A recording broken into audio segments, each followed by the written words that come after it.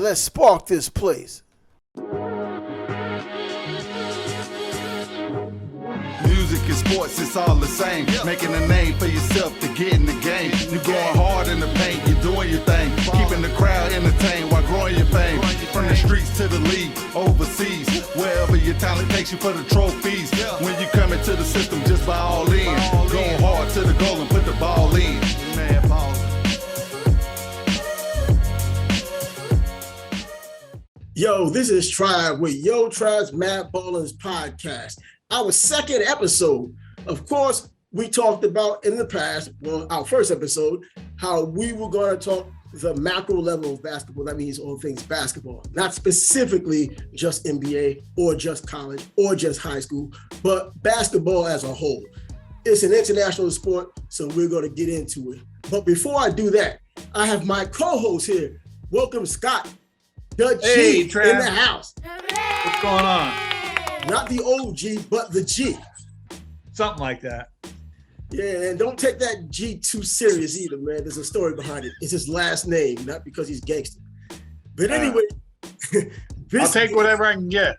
Take what you can get. Let's get into some basketball right now. I know everyone's talking about the NBA right now. Of course, you're supposed to. College basketball is in full effect right now. In fact, after January or in January, they'll be doing their usual drive to the NCAA tournament, which may get impeded because of the new COVID outbreak, which is happening in the NBA as well. But yeah, the NBA, as you just finished their Christmas Day game last Saturday. We're here now. It's too far removed from Saturday to continue to beat on that. So we're going to get into some of these other topics that basketball brings to the forefront. I think things that people don't necessarily talk about as much.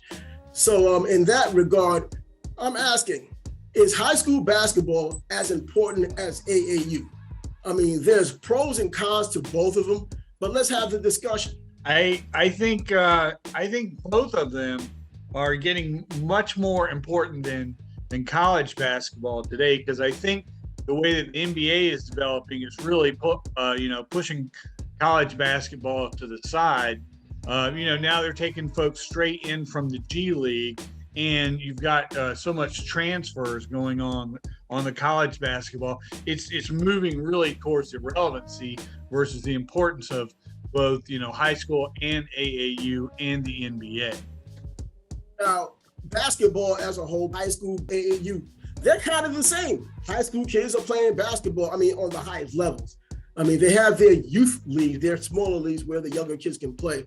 But where it all counts is the high school level, the high school age, 16 to 17, 18, up there. It goes there. And I believe right now in the climate we're in, and it's always been commercialized, but now it's out in the open, AAU may be just as important, if not more important, than high school basketball. And one of the reasons, obviously, I think is the exposure.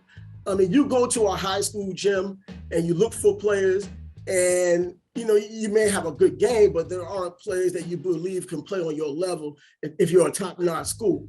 On the other hand, AAU teams a lot of times are just a bunch of all-stars. You go there as your one-stop shop, and high school now is just it just maintains what you've already seen. It seems like in AAU, the players are a lot more in charge, and in that way they can form teams in a way that lets them kind of specialize in what they can and really show off, the skills that they want to show off. Versus, I think, in high school basketball, what you have is you see how well they can play with a team, how they interact with the coach, where the coach is actually sort of in charge, and so if you're recruiting from the college level, I think that a high school, looking at them on a high school level, can be as important as the AAU game. Whereas if you're looking on a professional level, you might be where the players have a lot more say in the league. I think the AAU might be a little more relevant to getting folks directly out of high school. We've heard about players in the past, or the AAU damaging players going forward, and there may be some truth to that in terms of, like you just said, when you move on to other teams like college basketball, where you're asked to be more structured, or even go from your AAU team to your high school team, if your coach is one of those coaches that can command respect, you're going to be asked to play within the structure of a team, not the individuals that we see in AAU. I mean, not that these guys can't coach in AAU. A lot of them are coaches, high school coaches or assistant coaches. It's just that there's a lot more freedom in AAU. There isn't as much structure because it's a free-for-all. And the most talented person, when they know everyone is watching, they're going to try to show out. And rules and structure be damned. Yeah, that AAU is really where, you know, the athletes get to shine and show their stuff and, you know, kind of do up. And I think we've got to be honest. I think when it comes to the NBA, I think that's what they're looking for more or less. I mean, can this guy do a 360 dunk? Can he, you know, stuff the ball back into people's faces? Can he do all the things that make the highlight reel on ESPN? Whereas a college coach says, how does this guy fit into my system? How does he play within the system? What is he going to bring to the team? You know, both as an individual, but how much is he willing to commit to playing within, you know, a far more structured environment than at least far more structured than AAU, and generally more structured than the NBA, where the players have a lot more control. Obviously, certain players more than others. So it's going to take a little bit of effort in terms of the coaches. You know, you have these older coaches. Coach K is now leaving after all of these years in college basketball. Everybody who had come to Duke always played, regardless of talent level, within his structure. He wasn't having it. So there are coaches out there who are opposite. Calipari is one of them.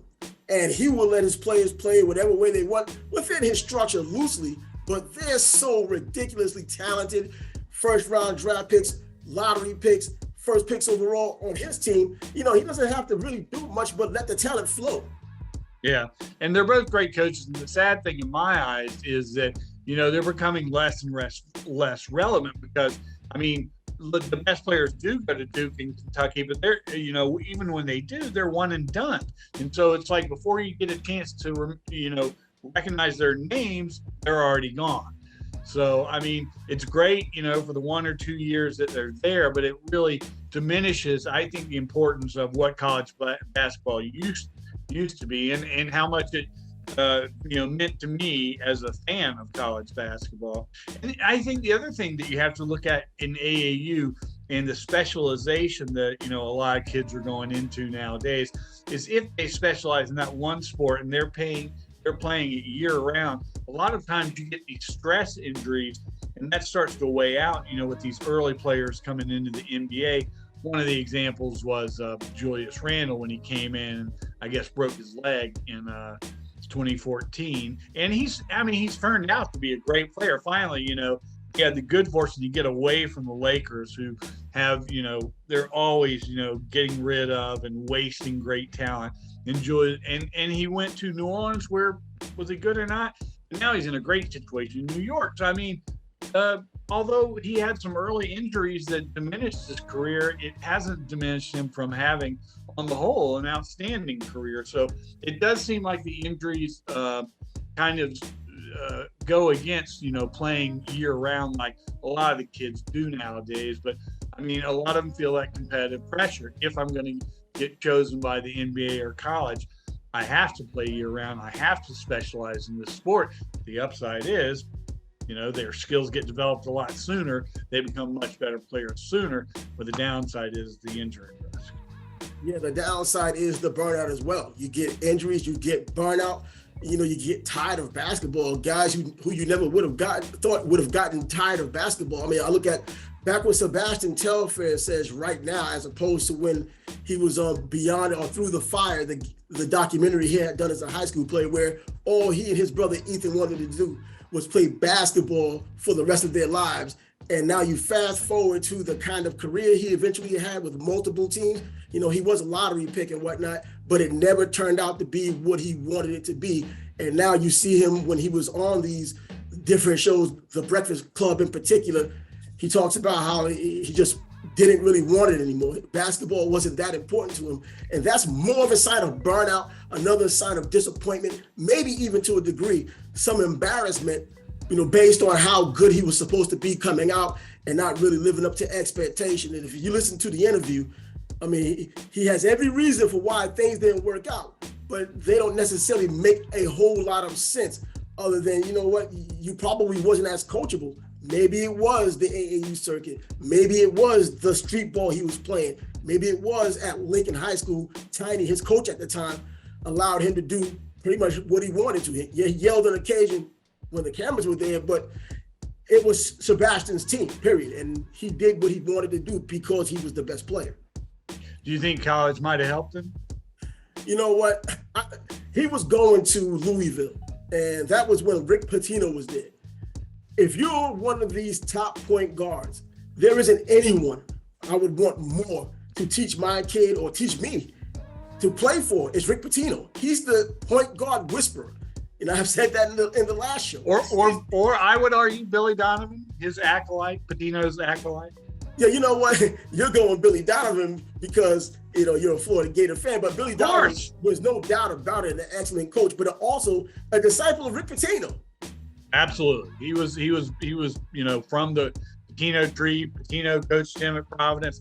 There's no doubt about it. And Pitino's been a great coach. And I don't know. I look at folks like Kwame Brown and Sebastian Telfair and guys who, you knew had that elite potential, but never seemed to live up to it. And you just kind of wonder if college ball could have made the difference. Now, I can understand part of the disadvantage is, and I don't know about Telfair, but Kwame Brown came from a very poor family. And, the problem is in college, well, I guess it's changing now a little with name, image, and likeness. But I think, if you would have some kind of stipend for Division I players, I think that could make a difference and make it easier for them to stick around for a few years. Now with name, image, and likeness, maybe if you're a superstar, maybe if you're Telfair, maybe if you're Kwame Brown, that could make a difference. But I guess we'll see going forward. But it also, I don't think it's fair to call it with name, image, and likeness. I don't think it's fair to call college basketball amateur athletics anymore. It's more of like a professional stepping stone to the NBA. Whether it's a amateur sport or not, it hasn't been that in my opinion for a long time. It's just that right now, a lot of what was done in the past is now done legally in the light. I mentioned the last time in the show I had done, I talked about Travis Hunter going to Jackson State as a football player. This is the beginning of what we're going to see in the future on a larger scale. Jackson State can't compete against guys like Oklahoma or teams like Oklahoma, schools like Ohio State, Florida, Georgia, Alabama when it comes to opening the purse strings. It's just not going to happen. And now you're going to pretty much have high school players who are nothing more than glorified free agents. Right, absolutely. That's one of the things that's happening. And I have to admit my bias with Kwame Brown because he was supposed to go to the University of Florida. So yes. I always hoped he would. And then I ended up moving to DC when he was with the Wizards. And I read a lot about him. And, he just didn't have any life skills yet either. Would he have gotten those in college? I don't know. But he didn't know. What's that? Not in 1 year. You get the scenario with a guy like him, maybe one and done. But life skill wise, that's not something you're going to learn in 1 year. Yeah, I don't know. And the thing that stuck out in my head was he didn't know how to wash his clothes or maybe how to take them to the cleaners. And maybe I didn't know. I knew how to wash my clothes pretty early on because, as you can see, I'm a very, very dapper dresser. And my mother used to screw up my laundry. So in about 8th grade, I put the ixnay on that and I started washing my own clothes. But, I didn't start taking stuff to the cleaners, until post-college. So I don't know. I'm just bitter that he didn't go to UF. So I just I think that's what it is. Bias. That's what it is. I felt that from as soon as you start talking about Kwame Brown. The only one who really talks about Kwame Brown is Stephen A. Smith, and now Kwame Brown with his his podcast on his YouTube channel, which is exploding because of Stephen A. and all of these people who insulted him over the years. But, we're getting a little. Don't switch the channel, folks. Don't switch the channel. We're getting to the right place. Track. Let's get back to what the goal of what we were talking about. And before we do that, this is going to be simulcast on YouTube. So, of course, subscribe and hit the thumbs up. Make sure you hit the alarm bell as well. That makes sure that you can get every download as it happens. If you like this kind of content, you would like more of this kind of content, because we're not just talking about the NBA and a circle jerk between MJ and LBJ. That seems to be the title of everything these days, talking about one or the other, taking credit from one or the other, giving credit to one and not the other. This is basketball. So even the local guy in your area who may be good enough to go to somewhere like Chicago State, we still want to talk about it. So like this channel, give us a like, thumbs up, subscribe, hit the alarm. If you want this kind of content, hit us up. So now back to what we came to talk about. High school ball is as important as AAU as a question. There's pros and cons to both. We talked about the exposure, and you talked about one of the cons, the number of games that are played in AAU that works a player so much until the injuries come. You start having more injuries because you're not conditioned for that much playing. It's not the usual just going outside and playing basketball. It's playing for a team and being committed to the team, and people relying on you on a scheduled basis. So you're either going to play injured if you're injured, play hurt if you're hurt. Absolutely. I mean, it's a big time commitment. I mean, I guess the difference between the way it used to be in the past, I mean, kids would play, high school basketball, and then they'll probably play some other sports on the high school level or some other amateur level. And supposedly that's better for their development because they don't stress the same muscles and joints as much as they do if they're playing pretty much year-round basketball. And some of the literature says that there's a lot of muscle and skeletal development in between those ages of like 18 and 21. I mean, that only makes sense because a lot of people are still growing at that time. So if you're putting a lot of stress while you're still growing, that can end up in injuries down the road, limiting your play time and potentially limiting your career. Yeah, things that have nothing to do with real injury, like growth plates, that could be held on the knees as well. And I've already gone through that with my own kid when he was just 12 years old, the growth plate and the knee problems while playing football. So I know those types of things that aren't even injuries, just part of growing up. And it can be disrupted if you're stressing yourself physically for so much time. And, and another con, another con of this is the amount of games that you mentioned, but the overall talent in AAU seems to be regularly more than the talent in high school. I mean, you can see some of these high school games where teams are losing by 70, sometimes 80 points. You're not going to have that too much in AAU. Right. Because I mean, it's all elites. There's no, Sisters of the Poor playing in there. There's no, Ray Charles School down in St. Augustine is probably, you're probably not going to be playing them. So yeah, it tends to, like we've said, it tends to let the individuals really shine and show, all their individual potential and maybe some of their team potential as well. Maybe the coach has them in a type of defense where they're not able to show off their ability to distribute the ball. Defense where? AAU or high school? I mean, come on now. Defense is almost a lost art. If you put in any effort defensively these days, you'll stand out on a team. Except for when you get a chance to block someone's shot. That part still tends to be pretty active. Well, you know what? That's athleticism. We have such ultra athletic players these days. They're outrageously physically athletic. I mean, I would put some of these guys doing one and done, or even just in high school. No one can tell me that LeBron James, as a high school kid coming out, would not have been able to play in the NBA at any time in any era. I mean, I know there are people out there who would talk about how physical the NBA was. It was physical in the 80s. It was physical in the 90s. But guess what? Coming Washington got knocked the hell out in the 70s. You had enforcers like you had in hockey back then. So, I think that the athleticism of a player of his stature coming out of high school is equal to someone who might have been in the league for 3 or 4 years while they were in the 80s or even early 90s. Was it Kermit who got knocked out, or was it Rudy Tom who got knocked out? Matter of fact, Kermit Washington knocked out Rudy Tomjanovich.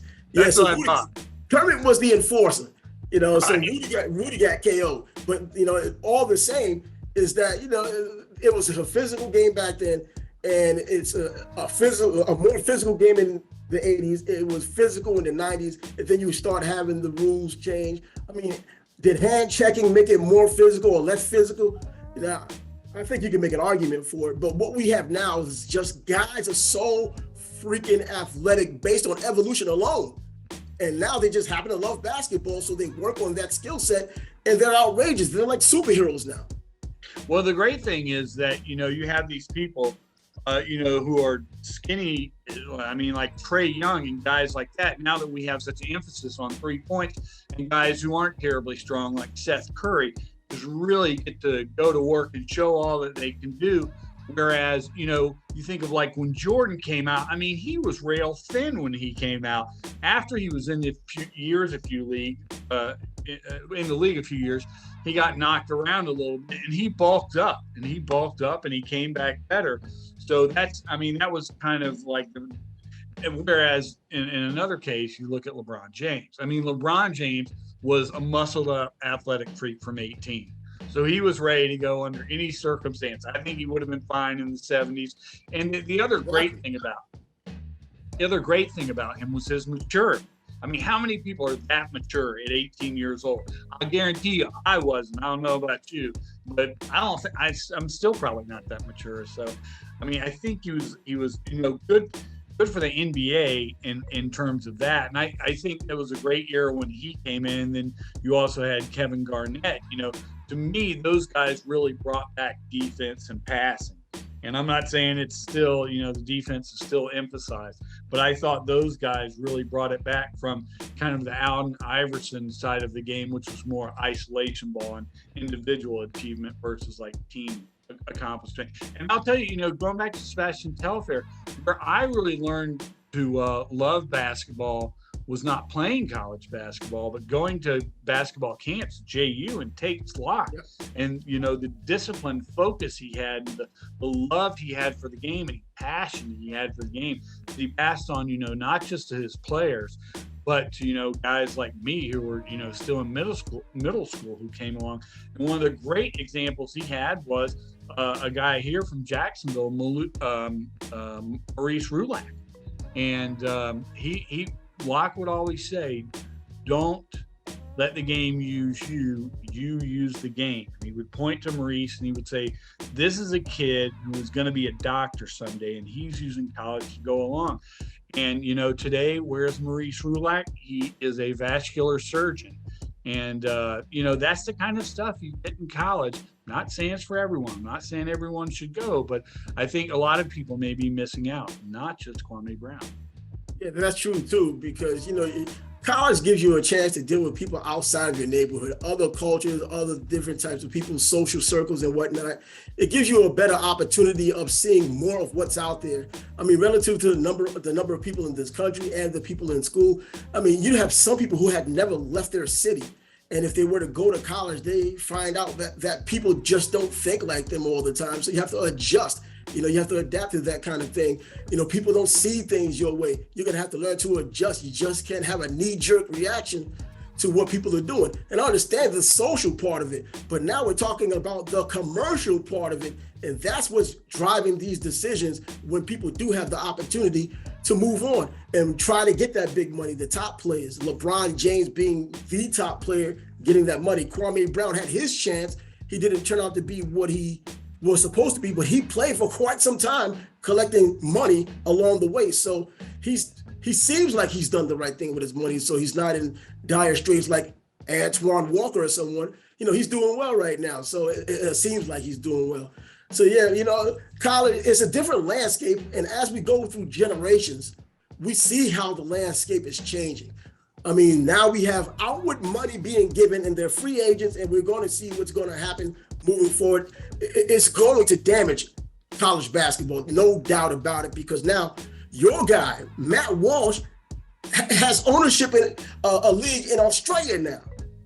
He owns Matt Walsh from the Gators. Matt Walsh from the Gators. He's stealing talent from over here now, giving high school kids an opportunity to play where he is, so that they can kind of segue into the pro game in that one lull of a year that they can't do it because one and they're doing one and done. But if you don't want to go to college to play college guys, you can just play fellow pros even on a lower level. But in Australia, in my opinion, the second best country in the entire world behind the U.S. in basketball. Really? Better than Yes. Italy, better than Israel. Yeah, I think it is. I mean, how many Israelis do we have? We had Jewish Jordan years ago in the United States. I think he's in Israel right now. I don't know. I think I listen to Doug Gottlieb too much. Is why I think about Israel. I don't know. Well, they have some great basketball there. Let me tell you about that. I do a little gambling on that kind of ball, man. Those guys bring it home a lot. So yeah, take the over. Yeah, I got you. No, I think that it's interesting you say about Walsh, because Walsh is a guy who went to college, but could he have ever been more? Because he thought of himself much. He thought he was a lot better than pretty much everyone else did. I did too. Yeah. He played in that Washington D.C. area. A lot of guys just, hey, let's call it what it is. A lot of the white guys who play in these urban areas, they get tougher. They get tougher playing against those guys. So when he came down, I believe he was from Germantown, and he came down, and I thought he was going to be the newest. And I watched him play here in Jacksonville at the arena, and they played JU, I believe. So it wasn't a huge game, but he turned out not to be as good as I thought he was, but I still kept pushing on it. And with Billy Donovan as his coach, he should have became a better player. Well, maybe if you would have stuck around like David Lee, he would have been as good as David Lee. David Lee, different positions. He was ambidextrous, I know, but Walsh only stayed around 1 year, and then he throws this big draft party, all this champagne and stuff. NBA, baby. Nobody called, man. The dude ends up crying that night. That's kind of sad, but I'm a little bummed because the guy left the Gators and he shouldn't have. Years later, he's over playing in Spain, and this is how relevant he was over there. He was dating a Playboy model, this blonde Playboy model. And you know what they called him in Spain? You know what their name was for him? They didn't call him Matt Walsh. They called him the guy with the blonde. So anytime your girl gets more props than you and you think you're the star, a reality check is in motion. Yeah. Good old Matt Walsh. He was a good shooter, but I don't remember much else about him. Another AAU guy, and sticking with the theme of AAU, we could look at just players who played in AAU and made it to the NBA and became successful players in the NBA. It's not just now, but even back then. More recently, Tyler Hero. He played in Wisconsin. He was supposed to have gone to Wisconsin, and then Calipari pulled his little magic. In fact, might be a suitcase or so, but he pulled his magic and brought it to Kentucky instead. Suitcase or two, you mean? Yeah. He played with Wisconsin Playground, which is the Nike Elite Youth Basketball. If people don't know it, the EYBL. And we see where he is now. He was a lottery pick. He goes down to Miami, had an absolutely tremendous rookie year, fell back to earth a little bit, but now he's back on track. Being a New Yorker, I had a chance to watch a lot of basketball up front, or at least just being in the know. And Riverside Church and Gauchos, those were two of the elite AAU programs in all of New York, and everyone came from all 5 boroughs, maybe even upstate, to play for those guys. And, alumni like Kenny Anderson, come on, Malik Sealy, who's the brother of Escalade. Matter of fact, Mark Jackson, the brother of Escalade, who did the N1 mixtape and passed away. Chris Mullen came from there. Rod Strickland, who went to my high school, played for there as well. That was our last state championship game. Elton Brand, you just go down the list who played for Riverside Church or Gauchos, or Steph Marbury, Lloyd Daniels, who didn't do anything at UNLV or anywhere else. A guy with a lot of talent. Another guy that you think if he would have played consistent college basketball or any, would he have been better than what he turned out to be? Well, who, if I can get parochial, who do you think are the best players to ever come out of Jackson? The best player to come out of where? Jacksonville, Florida. You may have heard of it. We live there. Well, I haven't lived here long enough. 20 years, 21 years. 21 years is pretty long. So yeah, I've seen some players come through. I guess it always goes back to I mean, not out of Jacksonville, but played around Jacksonville. Artis Gilmore, everyone knows that. Right. Yeah, I think he was originally from Tallahassee, but From Tallahassee, the best player to ever, come out of Jacksonville. And he had some other great players with him too. I mean, he had Pembroke Burrows, he had Rex Morgan, he had my old coach Rod McIntyre. Rex Morgan. Yeah, Wasn't Rex Morgan the coach? Was it Rex Morgan? That coached at Arlington Country Day. That's him. Yes, that same guy. And and that's where Artis' son actually played as well. But they, and those guys had some pro careers, not as great as Artis. But then I think coming out of here, the guys that come to mind are, Otis Smith was one of the best ones, and he wasn't just a good player with the Magic. He became an executive with them for many years. And then there was D. Brown. D. Brown, that was the other one I was going to say that comes to mind. Obviously, played for the Celtics for a few years. I think he won the slam dunk contest. So, V-Box. Yeah, those would be the best. Now, the Reigns is really a big basketball school around here, and they've produced a number of good college players. But I don't know of any on to the pros. At least none that come to mind in basketball. Obviously, a lot in football. Just imagine this. John Moran and Zion Williams once played for the same AAU team in South Carolina. And there was a kid named Devontae Shuler. He was considered the man of the team. And so just imagine that. I know. Where's he now? He's playing in the G League with Capital City Go-Go. He ended up going to Ole Miss, playing for Capital City, and now he's playing for the G League and Capital City Go-Go. So keep hoping yourself. And by the way, going back to the comparison with AAU and high school ball, John Morant was athletic as he is right now, but he was a little shorter.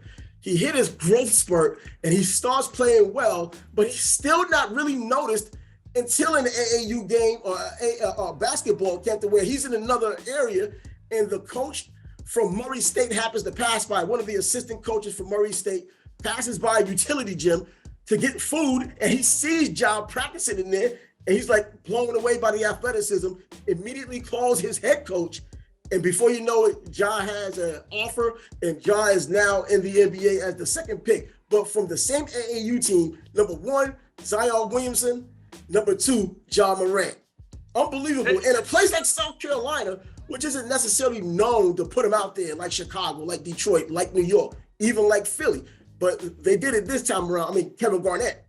I was going to say, now his senior year, his mom took him to Chicago. To Chicago because he had to get that. I mean, he was already burning down there, but he was popping up there because he got the chance to play with that kind of competition. Chicago's no joke for the guys who play ball up there, whether it's in a school, AAU, or just in the street. And Detroit's another one of those schools, and another one of those cities. And New York, of course, speaks for itself. I mean, you go out west. I mean, Baron Davis is doing some serious work out there in California right now, and their players obviously coming out of there like no problem. Right, great to hear. Yeah, I mean, and you mentioned Julius Randle a little while ago. He was a Texas guy, and he's on the Knicks right now. And believe it or not, I believe I think it was either Max Kellerman or Mike Greenberg. They said that he's good. He has a nice buzz, and he did what he did last year. He got a big time contract as if he's a top player. But if you get the real free agents that change franchises around, he'll be the third best player on the Knicks. That would mean the Knicks are a lot better, but he would still be the best player in the Knicks if you took some of the top free agents and just put them on the same team. Dame Lillard, if you brought him over, Ben Simmons is better than him. Right, but I mean, you're talking about the Knicks. The Knicks aren't really a relevant team. Exactly, they're not a relevant team. I'm talking about in terms of. Orlando beat the Magic, who are the Magic. You know what? The Magic just has the Knicks number. I don't know what's the reason this season. They can't win anything else, but half their wins probably came against the Knicks. No, and I was just kidding. I was hoping to get a reaction out of you. I think the Knicks have a good team, Obviously, I mean, you're right. Orlando had no business beating them, but, maybe they're a player or two away from, winning the East. Obviously, I think, if you want to talk about the East, I think all roads lead through Milwaukee and the Greek Freak, because, I mean, you look at how he did last year. They've finally put great players around. They got rid of a guy like Brogdon, which I think was stupid. They brought Middleton in. I mean, they've got Middleton, and then they've got Holiday as well. And I got to say, as good as those players are, as high as their ceiling is, they played in the finals. I thought they played well below it. And it was really, the freak who took it on his back and made that happen. That's either one of the best cases, the most well-deserved MVP that I can think of. All of the stars aligned. It was a shorter NBA season. A number of players were injured because we do know when Kyrie was there, they were getting blown out by like 40 points at one point. So well, you know what? Hindsight is 2020, but the bottom line is, even when it happened, I was like, you know what? Their chances are better. I still thought the Nets would win, and Kevin Durant's shoe was probably a reason why they did it. But the bottom line is, they got their championship. Asterisk, no asterisk. The San Antonio Spurs did it in a truncated season as well. So, you get your championship. Everyone plays with the same rules. Everyone has their fortune and misfortune. And things happen in the NBA and pro sports. Anything physical when it comes down to that. Absolutely. Now, as far as our topic goes, how would you like to end this? Did we answer any questions? Did we bring up any real relevant points with high school basketball and its comparison contrast to AAU? What's better for the kid, etc. Yep, leave your comments down there. What do we miss? Tell us what you want to hear us talk about. Leave some comments down there. Tell us how we did. Tell me how dapper I look, especially in comparison to my co-host. You got to admit, I'm looking pretty good, notwithstanding the fact that I've gone completely gray. Completely gray. Believe me, Travis has told me much about how gray I am now. So I didn't say anything about Bob Barker, though. I didn't say anything about Bob Barker. Let's not even go there. Yeah, don't trash my hero, man. I'm going for the Barker look. So, yeah, we got to keep Bob strong at 98 or whatever it is. Well, that's going to be it for us right now. We may come with another show just before New Year's, maybe on New Year's Eve. But if not, we'll be going into the New Year's as gangbusters. We got our game down, and we're going to talk about the NBA. We're going to talk about college as it comes. I mean, all of this basketball, period. Any real news, you'll hear about it. Any anecdotal information, we'll try to bring it to you. So make sure you continue to join us every time that we make a download. And the only way to figure that out is if you go to YouTube or if you go to SoundCloud and download or listen to our show. We're there too. SoundCloud, go there and you'll find us there. YouTube, subscribe, hit the thumbs up or like button, whatever there is there. Right now, by the way, I'm suspended from Facebook right now for 30 days. I'll be back. But until then, Facebook jail. We need to start another Facebook jail. Another YouTube. We should put on our YouTube page. Start something free. Free Yo Trav. We need to start the movement. Exactly. Free me. Come on now, get out of here. I mean, this is about 150 days of suspensions I've had in the last year. And they started like in February. I can't say anything. All I did this time around, I'll tell you what. You're a habitual offender. And that's probably why they're not that lenient with me. The reason why I got suspended this time, at least I know, but I still think it was pretty innocuous, was I talked about Dwight Howard and, trannies. I mean, wasn't there a story about that once upon a time? I didn't say anything derogatory about it. Is trannies a derogatory word? I don't know. Either way, I'm not there, so I'll be back in about a month or so. But until then, we'll be with you on this podcast. And even after then, we'll be with you on this podcast. So make sure you upload us on SoundCloud. Make sure you look at us on YouTube. I can't keep saying that enough. So thanks for joining us. For Scott G or Dudgy, speak. Dudgy. Yeah, Scott Dudgy and me, Just Trav. Thanks for showing up today. Glad to have been with you. It's been a great time. Thanks.